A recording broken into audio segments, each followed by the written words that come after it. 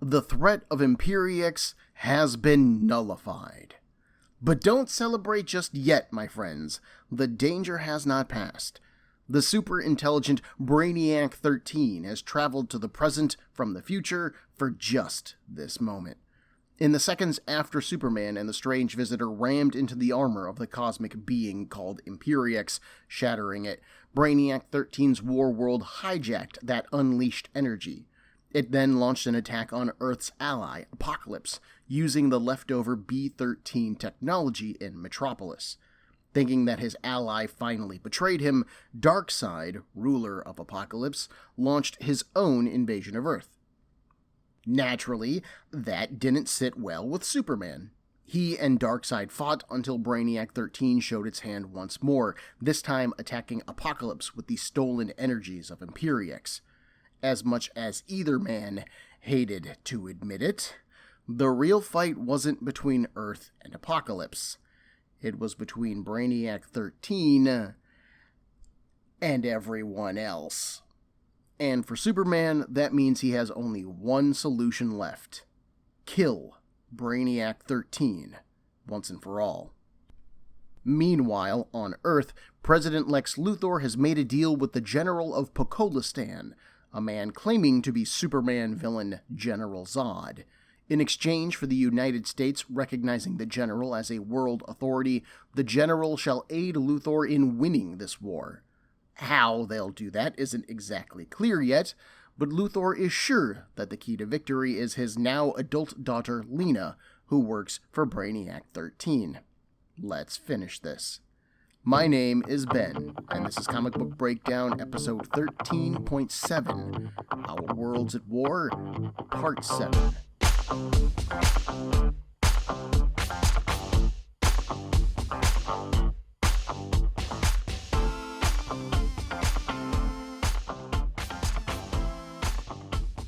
Superman, the Man of Steel, issue 117, is our first issue today. Written by Mark Schultz, penciled by Doug Monk, inked by Tom Wen, and colored by Wildstorm FX, we open inside the Alien Armada flagship. The occupants move about, handling whatever task is theirs to do. The head of the Alliance, the red-haired warrior woman Maxima, walks towards the camera with the larger red-skinned Massacre at her side. Behind them both a step is Superman, who pushes through the crowd to grab Maxima's arm. They've got a chance to rally their forces here, he says, if she would just listen to him. Maxima twists, breaking his grasp. The Alliance died the same time that Imperiex did, and if it hadn't, it certainly would have when Earth attacked Apocalypse. Superman argues that's nonsense. They all know that the strike on Apocalypse was manufactured by Brainiac 13, probably for the very reason of splitting their forces. The only reason that Darkseid is holding back now is because the assault massively hurt Apocalypse, and teleporting the Imperiex power left Darkseid himself drained. But Brainiac 13 is a threat to all life. If the Earth and the Alliance rally now in a coordinated assault, Maxima cuts him off. No, this is done. It's every planet for itself right now. This opening is pretty straightforward in its delivery. There's not much going on that it doesn't already tell us. Schultz does recap our recent events and touches base with the Alliance, who we haven't seen in a while. Or, well, the former Alliance, I guess. Maxima's position threw me originally.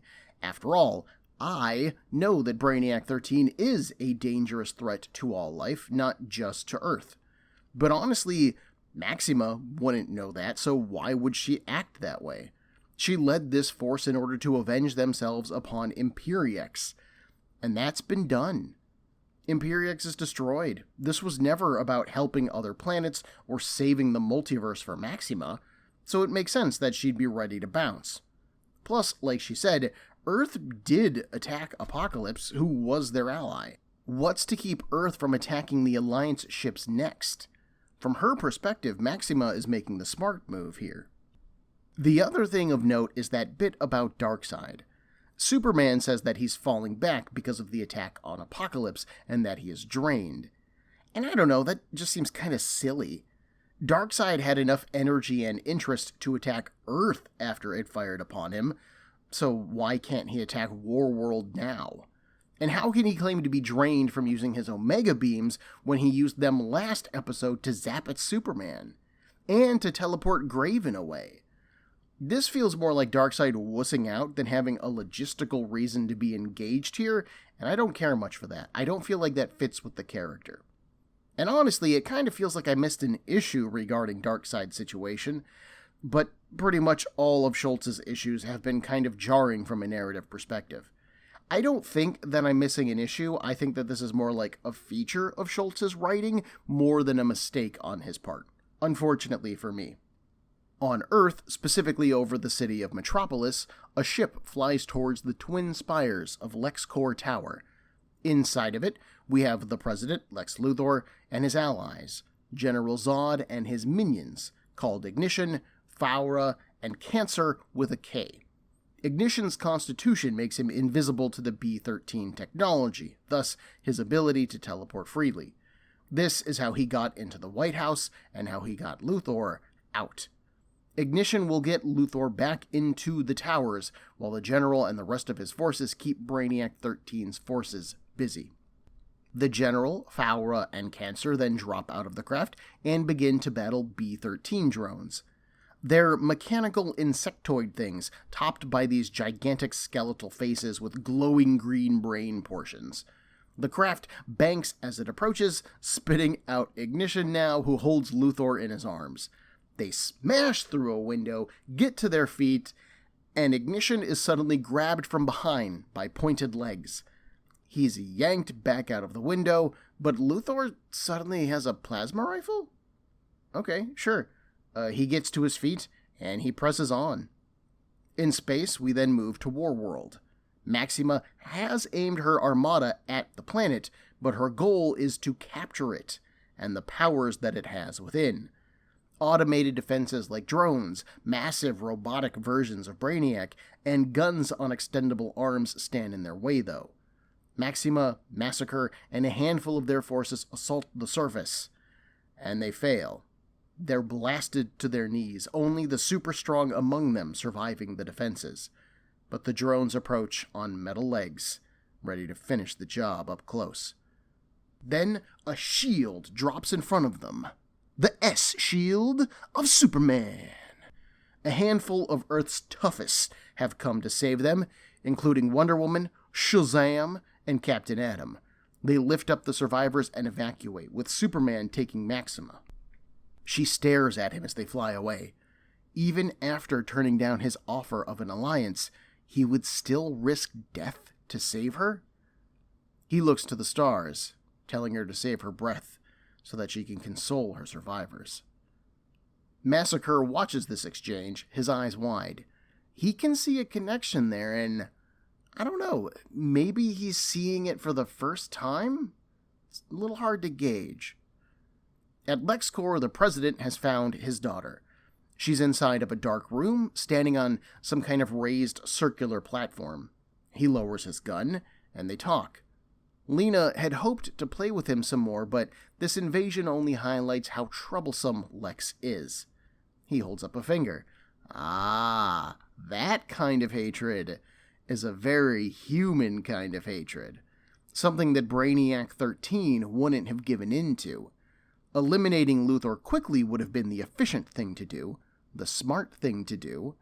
But no, Lena wants her father to suffer, as she believes that she has suffered because of his actions. Lena doesn't deny this at all. She is imperfect, yes, but she is also trying to improve on her faults as a human. Luthor calls that ambition a mistake. She's actually not doing a very good job anyway, given that Brainiac 13 has used Luthor and now he serves no purpose, right? If she's working to overcome her humanity, as she says she is, then he would be dead right now. A blast of green energy washes over him as Lena opens fire. Yeah, maybe she should fix that. In space, Superman and his allies continued their own attack on Warworld, though to little success. Powered by Imperix's stolen energies, Warworld continues to churn out new hard-like constructs as its defenders. Since the heroes were occupied, Brainiac 13 takes the next step in its plan. Oh, I think I get it. Okay, that energy attack on Apocalypse at the end of last issue, that wasn't just a blast of energy and you're done kind of thing. That was some kind of hard light umbilical cable, tapping into the core of Apocalypse, draining its energy. That's why Apocalypse is unable to help. Okay. And, having done that, Warworld now begins to stretch a similar tendril over to Earth, looking to finish the job by assimilating the planet. And with our heroes occupied, they can't stop it. Maxima, however, can.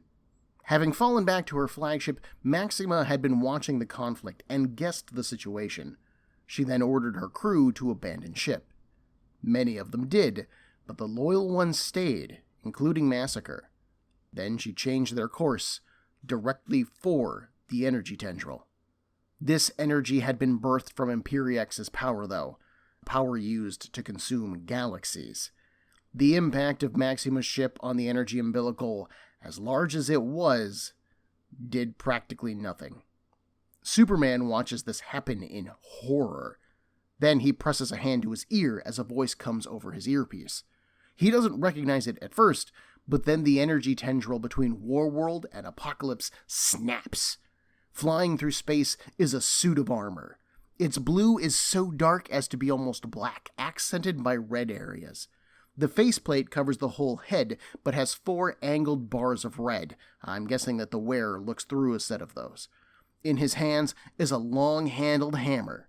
This is Steel, a.k.a. John Henry Irons, wearing the entropy Aegis that Darkseid once offered Superman. Called it! Steel flies over to Superman, easily smashing through Brainiac 13's hard light constructs. He explains that, thanks to the Imperiex hybrid nature of the armor, he can destroy things made by that power. However, he's still new to those powers, and he can't use them 100% effectively. Even now, the energy tendril between Warworld and Apocalypse is reforming. Maxima had the right idea, he says, but not enough mass to pull it off. They can interfere with the tendril right now, but it is going to take something much bigger to break it. Wonder Woman, her left eye scarred by 3 slash marks, steps up to them. She knows what they can use. In the meantime, Superman's group, now joined by Steel, dives back into Warworld. Despite the relative ease of their encounter this time, Brainiac 13 soon overpowers the assault. But as a distraction, it worked perfectly. After the loss of their queen, Hippolyta, the Amazons have offered up their home in order to defend the Earth. Paradise Island itself is hurled into the way of the energy tendril. Armed with invisible flying chariots and high-tech guns, led by Wonder Woman, they charge into battle. And they die by the droves.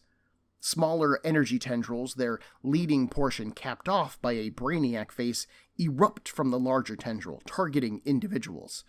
The Amazons fight on bravely, though, and Superman watched it happen.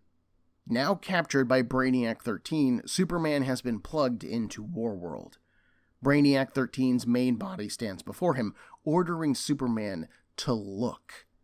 It projects its ultimate vision into his mind, showing him a perfect future. The power that Brainiac 13 got from Imperiex is as old as time and is nearly immortal, and Brainiac has access to it all. But where Imperiex was pure destruction, Brainiac 13 is pure purpose. Using the Imperiex power, Brainiac 13 will assimilate the Earth, making it another part of its being. It would then do the same with all of the universe, just one planet at a time. With every world connected like neurons in a brain, Brainiac 13 will be all of existence. There would be no conflict, no pain, no suffering or war. Join with Brainiac and bring about an everlasting peace. At LexCorp, blood runs down Luthor's face as he pushes himself up. That attack by Lena, it didn't kill him. That makes it wasteful and oh so human. Luthor can understand her hatred towards him. Yes, he traded his innocent, defenseless, perfect child to save all of humanity. That's what he does. Whatever he has to do in order to survive. To beat the alien. Her master? He, a lowly human, beat her master. And now here he is, his daughter standing over him, her hand bursting with green energy, the key to his salvation. Luthor says that he has missed Lena. He honestly has. But they'll have time to correct that if she sides with him now. The Luthors are ruthless, merciless, and they crave power. They'll do whatever they must in order to win. And he's going to win this time too. But he could do it with his daughter at his side. She would have a chance to learn from the very best. Her father. The shadows cast by Lena's energy hide her eyes for a moment as she considers her father's words. Elsewhere, the General is surprised as Brainiac 13's Earth-based forces pull back. Lena pulls back her hand as well. She looks at Luthor. Then Teacher. On Warworld, Superman twists, breaking free of Brainiac 13's cables. He streaks through the planet, grabbing Steel and pulling him away. They need to abandon this action. They can't stop Brainiac 13. Not like this. Superman needs to take this to another level if he is going to end it. Steel hesitates, but he looks at his old friend. In Superman's eyes, he doesn't even see a shred of humanity. Steel nods nervously. Is there anything that Clark needs him to tell Lois? But Superman is gone before Steel can even finish asking the question. He streaks through space and dives into the heart of the sun. Man, I flew through this one. Wow. So right off the bat, I failed to mention the narration device here at all. Author Mark Schultz has excerpts from Perry White's memoirs of the war running through the issue. Perry White is the editor-in-chief of the Daily Planet, the newspaper that Clark Kent and Lois Lane work for. I can't say that I'm very familiar with him as a character, but the excerpts are largely used to ground the war effort. We have been alongside Superman for this entire journey, privy to events and secrets that the public at large would never know about. But it is easy to forget that as we're reading. Pulling the story lens away from Superman back to the human level is a great way to illustrate what the everyday person on Earth knows and how they view the war. Schultz uses this mechanic wisely, fitting those excerpts in at the perfect moments.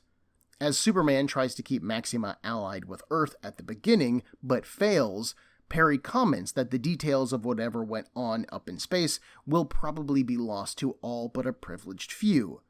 But on the ground, humanity knew that a grand uniting plan wouldn't be the thing to save the day.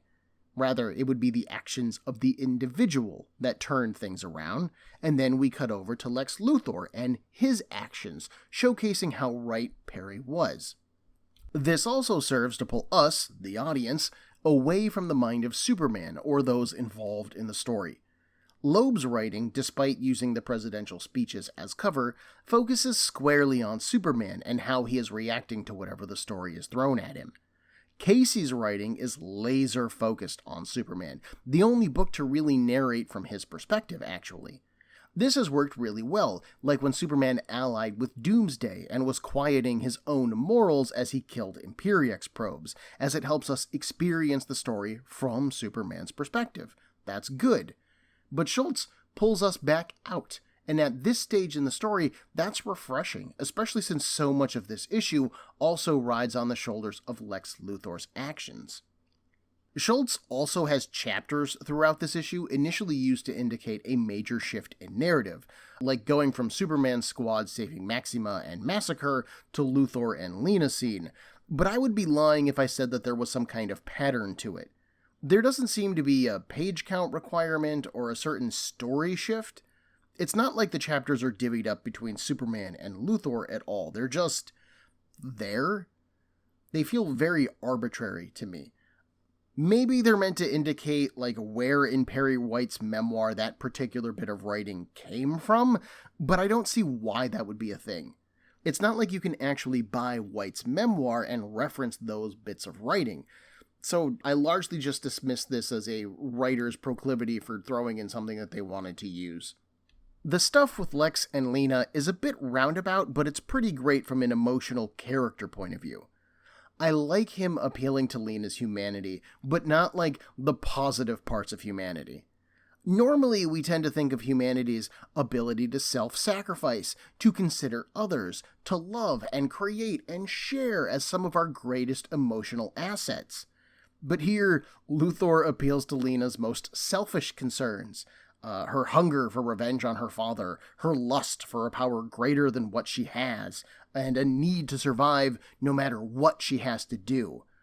But those are also things that Luthor understands and sympathizes with, so I applaud the way that he sold them to her. That's really clever and a nice inverse on that story beat.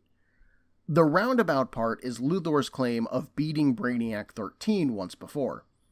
That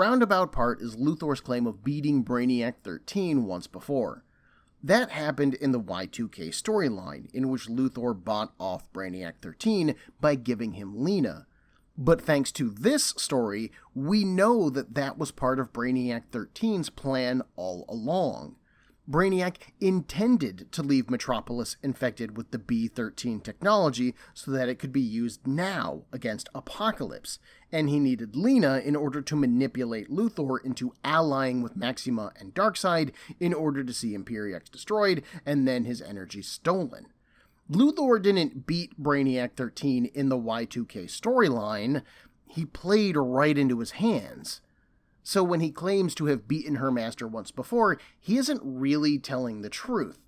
Not that telling the truth is an important thing to a man like Lex Luthor, but it's the boast that wins her over, and that boast doesn't have anything to back it up. I also get a real kick out of him saying that a feature of the Luthor line is beating the alien. This was meant in reference to Brainiac 13, obviously, but from Luthor's motivational perspective, it's also the reason that he stands against Superman constantly. Where the rest of the world looks to Superman and sees a superhero, Luthor sees an alien invader with the powers of a demigod, and the masses somehow love him.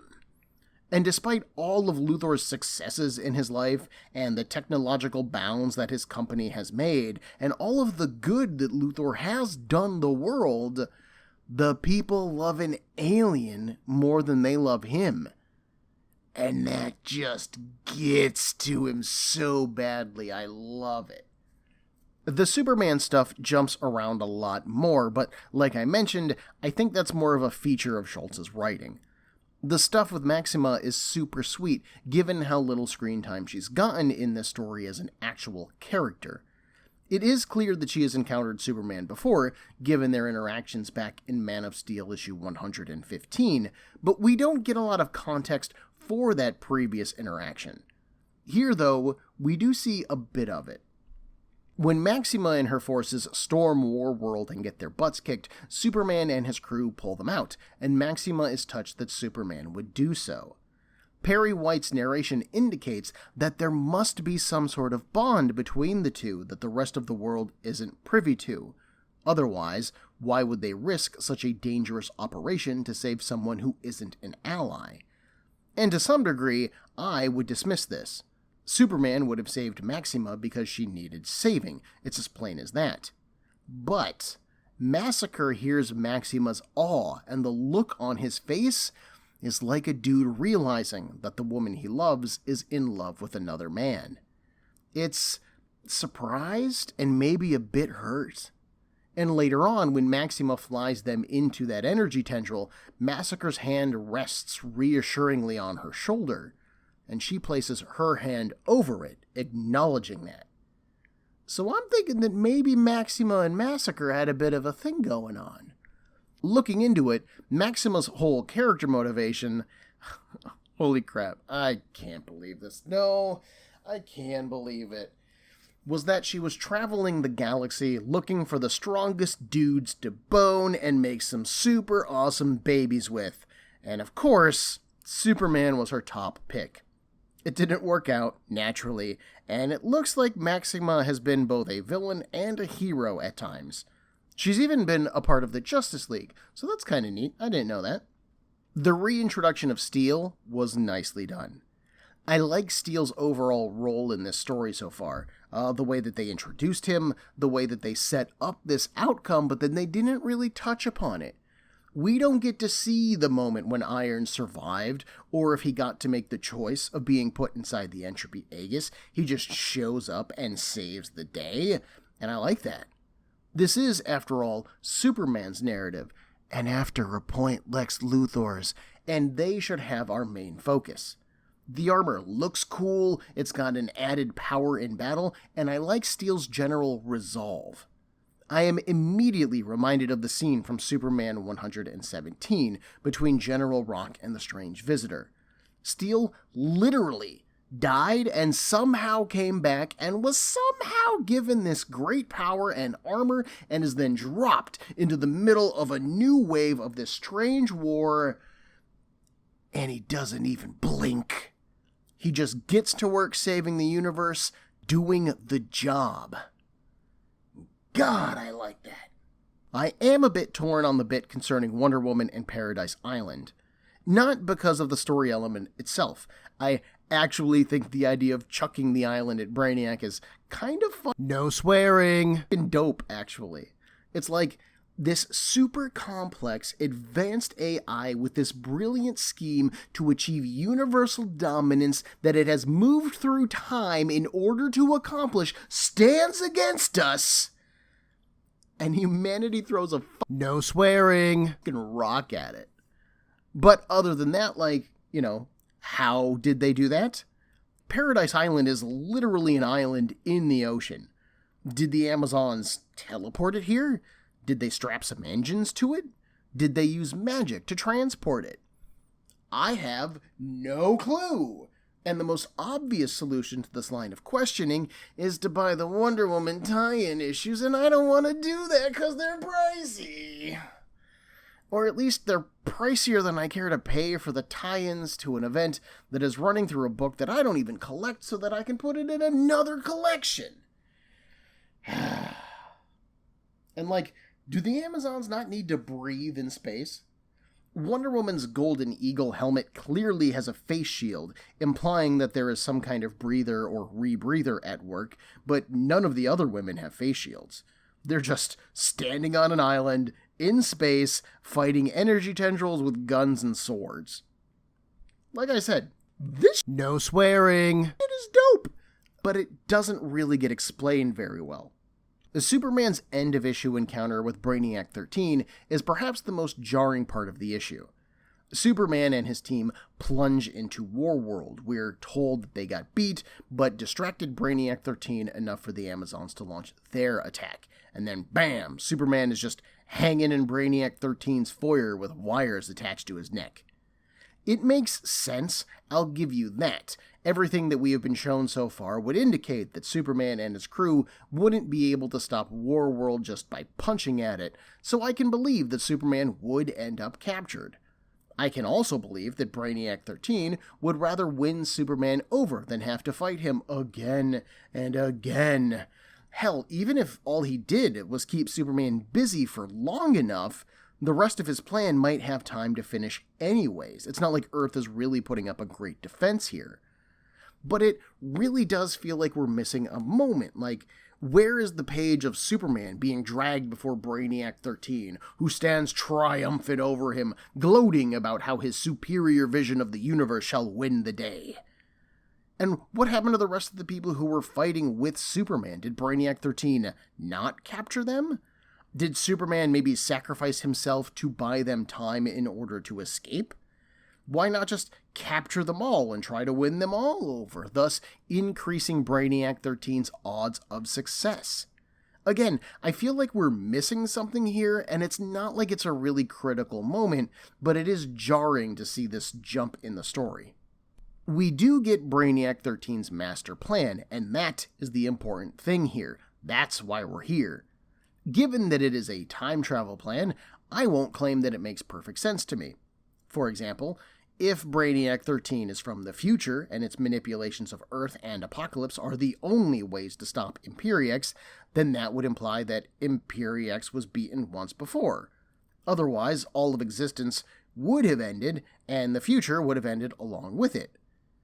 But then how could Brainiac 13 know that without knowing the outcome of this conflict? Why would Brainiac 13 think that it could assimilate all of existence into its mind when it couldn't even keep Lena, who it raised, from betraying it? Why did it not just assimilate her? Why even let Lena know that she was the daughter of Lex Luthor, like she was a baby when Brainiac 13 got her?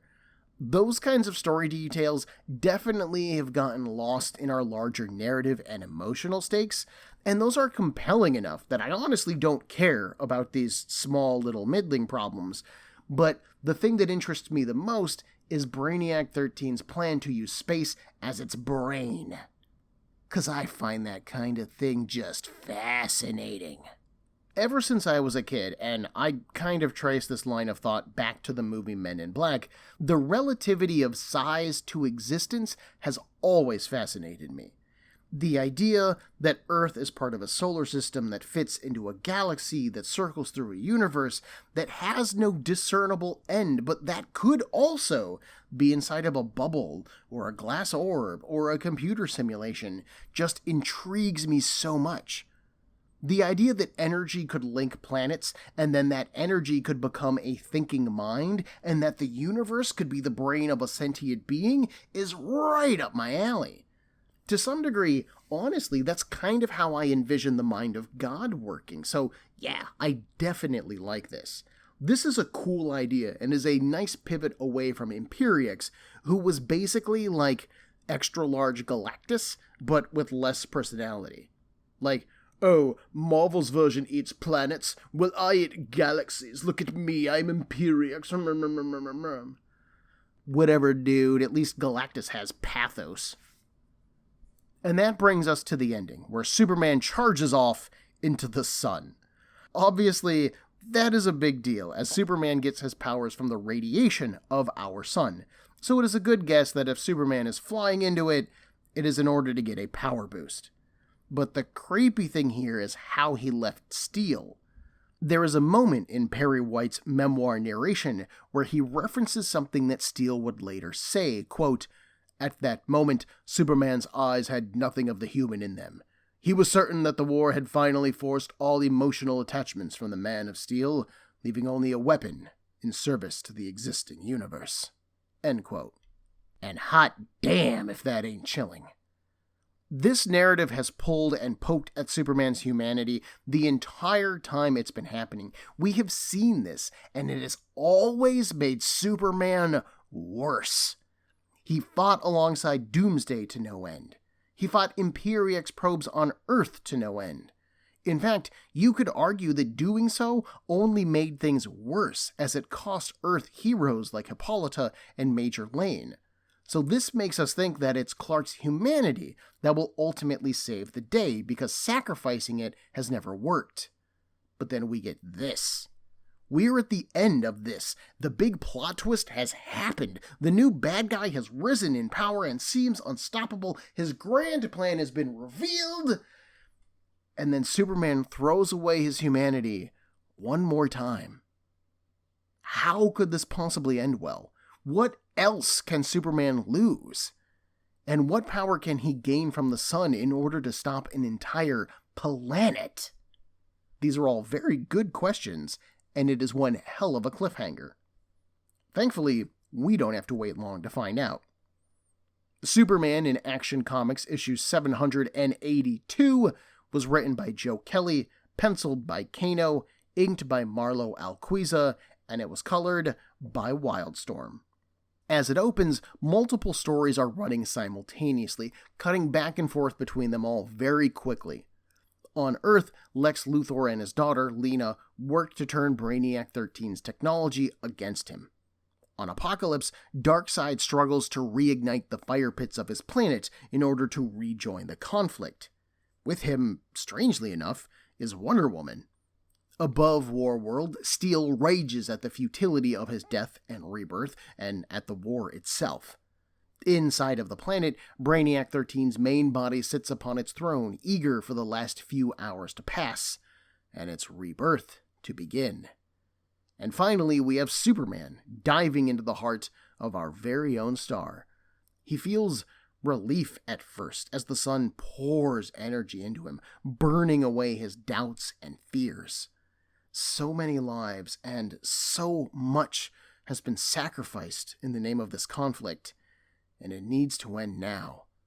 So he'll make one final sacrifice, and he will burn it all away.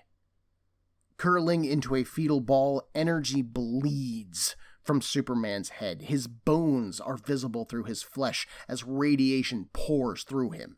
His word balloons even transform, going from blue with black text to black with white text. Even the little Superman shield in the upper left-hand corner changes, catching fire. His thoughts, his heart burn away, leaving only simple concepts left. Focus, clarity, kill. Okay, I won't lie. As over Superman threatening to kill things as I am, that is a really chilling scene. In LexCorp Tower, the General has joined Luthor and Lena in their, control room? He states that his troops have given Luthor this minor victory. How will it aid him in winning this war? Luthor begins to explain, but it is Lena who takes over for him. The B-13 infected tower is meant to be the coupling piece for Warworld's energy tendril. Lena will reprogram it to move it slightly out of sync with the tendril's time. Thus, when the energy tendril tries to connect, at that single moment, nothing will be there to connect to because it won't exist in time. This will then create a backlash effect that should wound Brainiac 13. The General nods at this. Cripple it with its own flesh, he says, a technique that the General knows all too well. Lena can see why Luthor respects him. She finishes her programming and begins the final sequences, but green energy suddenly envelops her. She cries out in pain, shouting that Brainiac 13 has caught on to them. She reaches out for Luthor, pleading for him not to let Brainiac 13 take her again. Luthor reaches for her, shouting for her to tell him what to do. How does he fire the towers? And then she's gone. On Warworld, Lena is summoned back to Brainiac 13, trapped inside of a painful field of energy. The audacity of humanity never ceases to impress it. Lena had been chosen. She would have stood at the right hand of God in the years to come. But now she'll just be abandoned, floating alone for the rest of time. She pleads with it, promising to behave, but then something rocks Warworld. Both of them are shaken, Brainiac 13 dropping Lena, and then Superman bursts through the floor, tearing and melting the robot in one motion. But this ain't your mama, Superman. Fiery energy pours off of his body. His hair and eyebrows are actually just fire. Dark areas of Kirby crackle energy float through his body, giving his muscles some vague definition as the energy bubbles and pops out of him. The S on his chest seems to have grown and glows a bright white. As Superman does this, we also see his thoughts. Kill it. Feel nothing. Shred it until nothing remains. Nothing of war, death, it, me, and then, finally, whoever's left out there, please, finish this. Ahem. If you could all excuse me a minute. Hell yeah! He just comes out of nowhere, and he doesn't even, work at it. He just, swings his arms, and he's dead. Just scattered on. I mean, he's not dead because he's an AI and his body's artificial anyways. And he just scatters all of Brainiac everywhere, and it just looks so goddamn cool. Just, ah! Oh man, like, how can you not like that scene? Ah. Look, I have said pretty regularly that I am not a Superman fan. I don't have a lot of history with the characters, I've barely read his comics, I haven't actually seen any of the Superman movies all the way through, I never even watched the cartoon. I at least watched a decent amount of Batman the Animated Series, or Batman Beyond, but not Superman, no sir. But none of that matters because this is dope! Superman just went like, no swearing, fucking Super Saiyan over here, and what a moment! No problem getting to Brainiac 13. No problem dispatching him, all just crackling energy and righteous fury. Holy crap. And the image of, like, Brainiac 13 torn limb from limb, literally, and Superman's just floating there, shouting, his body glowing and crackling, and just, man. Like, these kind of moments are why I read superhero comics. This is awesome, period. I love this. This appeals to 8-year-old inner Ben amazingly well. And then on top of it, we have some really interesting character work. In that little bit of thought from Superman, as simple as those thoughts were, where his humanity has been burned away. All that he has left is a desire to not just end this war, because he even says it. He says, shred it until nothing remains, not of war, not of death, not of it, meaning Brainiac 13, and not of me. Superman intends for this act to kill him. He doesn't intend to be alive after this. That's why he's willing to go so far to get the power to stop Brainiac 13.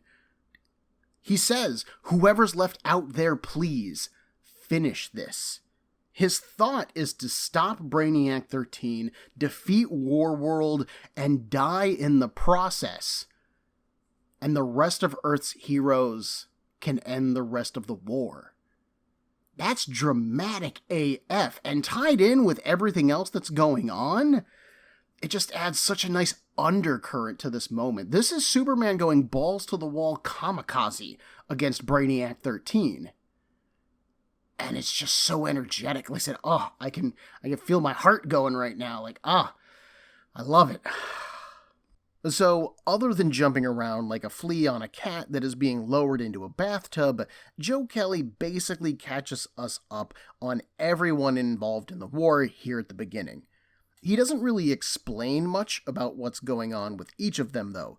This issue definitely requires an understanding of what has been going on and who each character is and how they all relate to each other. I mean, pretty much everyone that we touch on is a character that we have been following already, so it's not like it is a huge deal, but I do want to make that clear to any potential readers out there.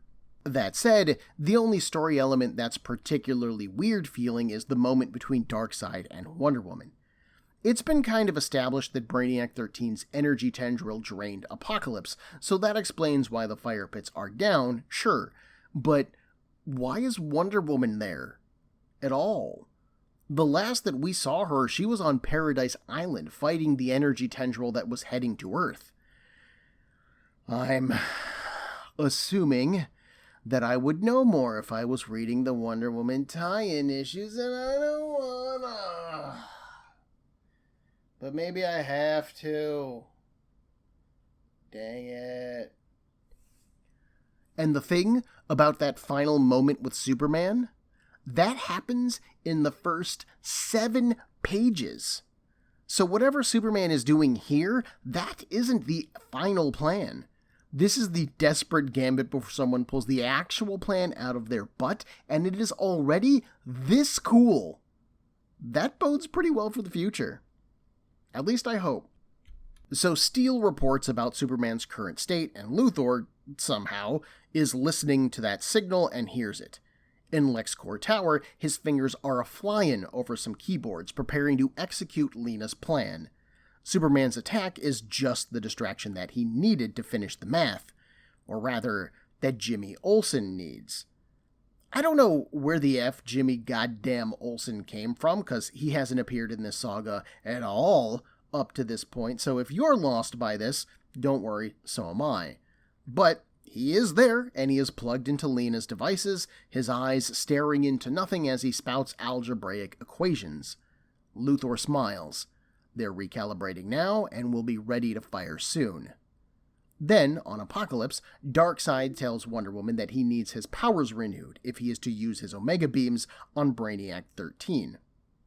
Wonder Woman knows how to get him some power. I need to get those Wonder Woman tie-ins. Inside Warworld, Superman continues to battle Brainiac 13's army of body copies. Metal coils melt when they touch his body, and their bodies shatter as supercharged arms smash through them. Superman is fighting like an animal, and Brainiac 13 is impressed. Did Superman actually know what his body was capable of, or was this evolution just pure dumb luck? 'Cause it's pretty pointless. The entirety of Warworld is Brainiac. The planet is his body, and the Imperiex energy is his blood.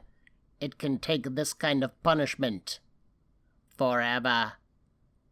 Superman then dives deeper, one thought driving him on.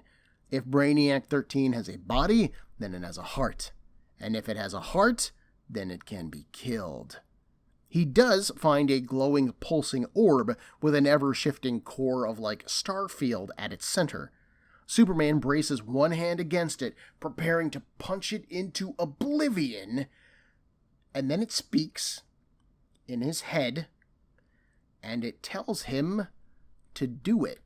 The Superman recognizes the voice as that of Imperix's. When Brainiac 13 absorbed its energies, that included absorbing its mind. Energy, after all, cannot be created or destroyed, and Imperiex is that energy. Its armor was just a shell to hold it all. Now, though, it wants Superman to finish the job. Kill Warworld, kill Brainiac 13, and set Imperiex free to fulfill its purpose. That makes Superman pause. Killing Brainiac 13 means that he would be hundreds of metal coils suddenly dive at Superman.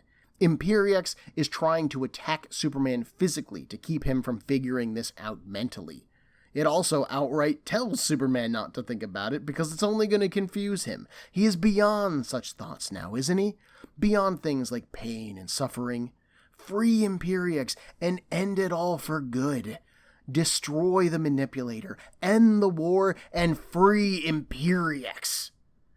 Energy blasts out of Superman, melting the coils and freeing his body in a bright flash. He shouts out, "Stop confusing me!" and then flies away. Imperiex tries to win him over as he flees. Brainiac 13 has killed billions, and will continue to do so if he is not stopped. Imperiex is just a force of nature. It is just doing its job. Imperiex can end this whole terrible universe, unleash a fresh new beginning for everything, and maybe the next universe can get things right. The Superman's eyes narrow at that. The beginning. Hold on to that thought. We got some shit, no swearing, to do first. Steel has continued his assault on the energy tendril, but all of a sudden, he is having almost no effect. Their strength seems to have increased 100-fold. Luthor assures him over their radio link that it's no trouble. LexCorp Towers now stands ready to fire. When they blast Warworld, every other atom of it will be sent 5 minutes into the future, while the rest of it stays in the past. Oh, that's a new plan.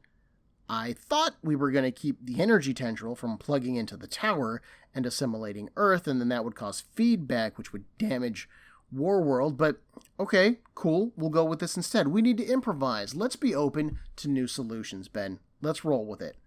So, we combined the tower's new energy attack with the Amazons and Darkseid doing something on Apocalypse somehow, and they will destroy Warworld and everything on it. Steel blinks at that last bit. Wait, hold on a minute. Everything? As in everyone on it too? Like, I don't know, Superman and your daughter Lena, who are still on that planet? Luthor shouts that he knows the cost of this. Steel says that he knows that Luthor knows, but he doesn't think that Luthor cares. They need a better idea. Wonder Woman joins in here, a glowing white bird avatar radiating around her, charging up Apocalypse or Darkseid or something by the tie-in issues. She actually agrees with Luthor on this.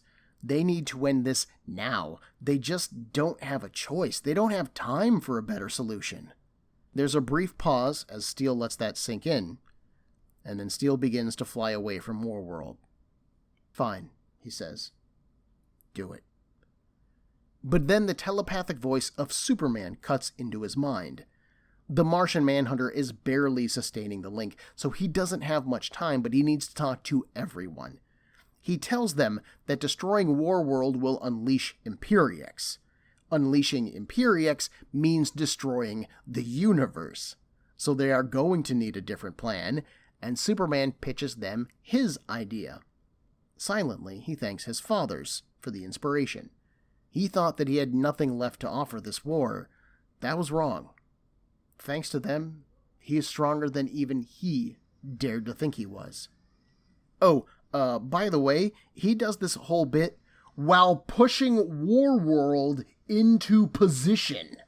Across space, on 3 different worlds, all of the parties involved ultimately agree to Superman's plan. Then they get to work. Within Warworld, Brainiac 13 fires the thrusters on the planet, baffled at how one being can possibly move an entire planet. Lena pushes herself into a sitting position, pain still racking her body. She says that Brainiac 13 would be surprised what meat like them can do when the heart is involved. The AI then turns its attention back to Superman. It doesn't understand what it's doing. It is totally lost here. It carefully calculated the exact power and positions of Warworld relative to Earth and Apocalypse. Moving it could destroy all of the worlds. Superman replies, that'll only matter if Warworld sticks around. He turns his attention back to the rest of the team. How's everybody doing? Luthor boasts that he was born for this moment, and then he fires LexCorp Tower. On Apocalypse, Wonder Woman and the Amazons focus their magical power into the Teen Titan called Tempest, who apparently has some teleportation magic under his belt. With Darkseid telepathically guiding his spell, they launch it into space, at Steel and his Entropy Aegis. Steel is in position to take that beam, plus the beam from LexCorp Tower, and merge them together. While the 2 energies are gathered, Superman pushes Warworld into them. A boom tube then opens, transporting Brainiac 13, Imperiex, and Superman elsewhere. The Superman then recaps what he is up to for their and our sake. Killing Brainiac 13 frees Imperiex, who will then end this universe and start the next one. But Superman can't just leave Imperiex trapped inside of Warworld, or Brainiac 13 will remain unstoppable and take over everything. After all, energy cannot be destroyed, right? We've established that. So, he needs to give them both what they want, and release those energies in a way that our universe still would survive. So, at the dawn of time, just before the Big Bang, Superman drops Warworld. Here, Imperiex can detonate and destroy the nothing that existed before our universe, fulfilling its purpose. Brainiac 13, since it is tied into Imperix's energy, will expand with it and instantaneously spread across the universe, just like it wanted. But doing so now will spread its intelligence so far so quickly that it'll be thin, just like background static of the universe. Imperiex is honestly impressed by this plan, but it warns that actions of this scale will have consequences. Superman says that he can live with that. Conflict and consequences are what lead to growth, so maybe all of this death can lead to new life.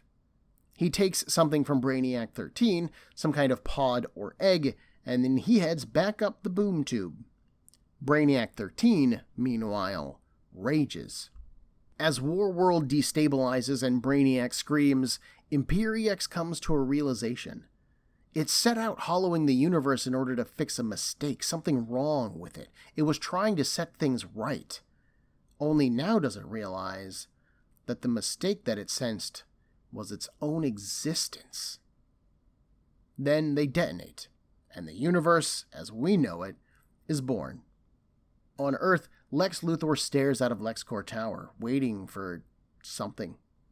Then, suddenly, Superman is there. He's human again, dressed in his normal red and blue costume, although it is fairly battle-damaged. Held in his arms is an infant Lena Luthor, taken from Warworld. He holds her out to her father. Quote, "We are small men in a large universe, Lex. Nothing but dust to the cosmos, except for our capacity to hope. To dream. To try. This is your second chance to forget trying to be a god and embrace what makes you a man." End quote. Luthor takes the baby into his arms. On Apokolips, Darkseid sits upon his throne, lost in his own dark thoughts. Victory is theirs this day, but he knows that it will come at a price not yet exacted. For now, though, he would leave this troublesome planet. A boom tube opens, teleporting Apokolips away from Earth, leaving the planet to begin healing. And us with one last issue left to cover. But first, whoa, what an ending. The idea of taking Brainiac 13 and Imperiex back to the start of the universe and letting them both do their thing is clever, surprising, and yet it makes total sense for the story that we've been following. I also like that it uses major events that happened throughout our Worlds at War in order to execute it. So we've got Luthor in LexCorp Tower, which he only got access to thanks to General Zod, which is where Lena set things up for the finale. We've got Darkseid being powered by the Amazons, who are helping Tempest, who is the one who teleported Atlantis to wherever it's gone in order to cast his new spell. And then we've got Steel, who could only withstand the energies of the spell and the LexCorp attack because of the entropy Aegis. Plus, a sun-charged Superman pushing Warworld into position. All of these pieces were put on the board long ago, and all of them are being utilized here to finish out the story. That is some great plotting supported by really strong character work. I really appreciate all of that. Like, the basic structure of this is very nice. The parts of the story relating to Wonder Woman somehow powering up Apokolips and Tempest are perhaps the lightest parts of the story and the area that I am missing the most in. While I've got my educated guess as to why Apokolips's fires went out, I have to admit that I don't really know, and I'm also not sure how Wonder Woman got those fires going again, or what the Amazons are actually doing here at the end. I'm fairly confident that this is some Wonder Woman tie-in stuff, so if it does continue to bug me, I can explore those ideas more, which is annoying at this stage, but it is nice to have the option. Tempest's part of this narrative is the least explored, and I'm honestly not sure where I could go to learn more. There was only one small panel of Aquaman telling Tempest to do what he has to do to keep Atlantis safe earlier in the event. That was our setup for the disappearance of Atlantis during the Imperiex probe attack. But we have no setup for whatever Tempest is doing here at the end. I actually thought that Tempest would have been teleported with Atlantis because he was shown being there, but obviously that's wrong. So then, where the floop did he come from? How does he feel about working with a being like Darkseid? How did they talk him into this? How is he feeling about Atlantis being gone? And he is the one responsible for it. This issue only gave us one panel featuring Tempest when he was casting the spell during that team-up moment. So it is a fast moment, and it is easy to ignore or forget, but it's there. But there's also no Titans Our Worlds at War one-shot, or a Tempest one-shot, or an Aquaman one-shot to explore this idea more. There's nothing else. So this one panel is all we get, and it leaves me with more unsettling questions than satisfying answers. The impetus for Superman's plan is another area where things are pretty light. If you couldn't guess, I love Superman's arc in this issue, going from a heartless, relentless killing machine whose only thoughts are of destruction and winning the war, to a thinking, clever, feeling man who pulls everyone together into his plan to win this war. There's a moment earlier in the issue where Superman is chilling in the sun getting souped up, and he says that he feels more clear-minded there than at any time previously in this war. And while I'm sure that he thinks that's right, I also think that he's wrong. Sure, he might have felt that, but this is where he's the most clear-headed. This is where he is the most himself. This is where he stops looking at the problems of Brainiac 13 and Imperiex like something that can be killed, and where he looks for a solution instead. And sure, it is a convoluted, strange, difficult solution at best. It's a total long shot, but it does work. The trick for me is, where did it come from? When Imperiex is egging Superman on, trying to get him to destroy Brainiac 13 and free its energies, it mentions a new beginning, and Superman latches onto that one word, beginning. And then he starts to put his plan into motion. So clearly the word beginning has some kind of resonance with Superman. Then, when he is pushing Warworld just before he telepathically pitches his plans to the group, he thanks his two fathers, and he means his Kryptonian father, Jor-El, and his adopted father, Jonathan Kent. And I know that he means them both because remembered images of them both appear around his head, and he thanks his fathers, emphasis on the S, for the idea. So I am guessing that this solution was inspired by some previous adventure that Superman has had during this particular run of comics. After all, the Y2K plotline started Brainiac 13 on this path, and that was published in February of 2000.